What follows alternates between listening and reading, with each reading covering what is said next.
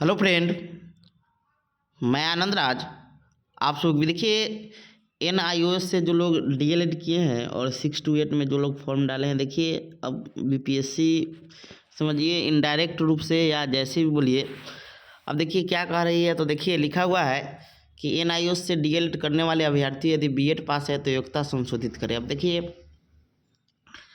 जैसे आप लोग देखे होंगे, पहला चरण का जब बहाली आया हुआ था तो उसमें जो लोग 1 to 5 में डीएलएड किए हुए थे उनको बोला था कि बीएड पर डाले हुए हैं, तो वो लोग डीएलएड का संशोधित कर दिया। बाद में बीएड वाले को रिजल्ट नहीं दिया था 1 to 5 में।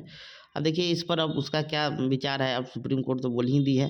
अब इसमें बहुत तरह का लोचा है। अब क्या है कि लिखा हुआ है एनआईओ से डीएलएड करने वाले अभ्यर्थी यदि बीएड पास है तो योग्यता संशोधित करें। लिखा है कि बीपीएससी ने शिक्षक नियुक्ति परीक्षा के दूसरे चरण में एनआईओ से डीएलएड करने वाले वैसे अभ्यर्थी को डिग्री बदलने को कहा है जो बीएड भी है। बीपीएससी ने कहा है कि वर्ग 6 से 8वीं के लिए नियुक्ति के लिए जिन अभ्यर्थियों ने एनआईओ से माध्यम से डीएलएड की शैक्षणिक योग्यता के आधार पर आवेदन किया है वह उसके पास बीएड का प्रमाण पत्र, हमको लगता है इसका 1% भी उम्मीदवार नहीं होगा।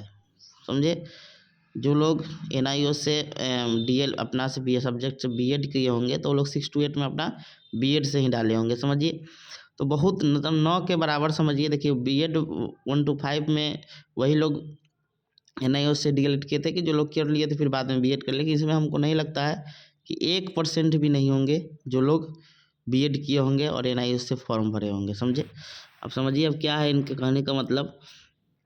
उनके पास बीएड का प्रमाण पत्र भी वैसे अभ्यर्थी चाहे तो बीएड के प्रशंसनीय योग्यता का भी चयन कर सकते हैं।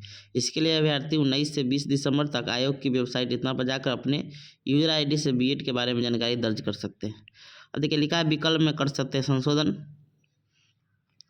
अब ये जो है तो अलग चीज़ है कि कह रहा है कि बीपीएससी शिक्षक नियुक्ति परीक्षा के तहत अनुसूचित जाति एवं जनजाति कल्याण विभाग संबंधी रिक्तियां विलम्ब से प्राप्त होने के कारण शिक्षा विभाग के अंतर्गत दिखाई गई रिक्तियों में ही शामिल किया गया था।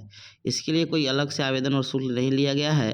अतः अनुसूचित जाति एवं जनजाति कल्याण विभाग को अंग्रेजी वर्णमाला क्रम में जिले की सूची के अंत में शामिल करने के लिए हुई संयुक्त सूची के क्रम में जिला और विभाग आवंटित किया जाएगा। अब देखिए मेन चीज़ है कि अब वो कल्याण विभाग और उसके बाद अनुसूचित जनजाति वाले के लिए है जो लोग उसका फॉर्म डाले हैं।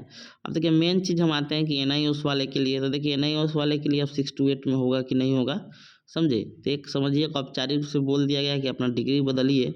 बाद में तो सुप्रीम कोर्ट क्या कहा है उसके बाद तो चुनाव के लिए सब शांत है। चुनाव के बाद देखिएगा कुछ ना कुछ इसमें स्पष्ट कर देगा। समझ गए, थैंक यू।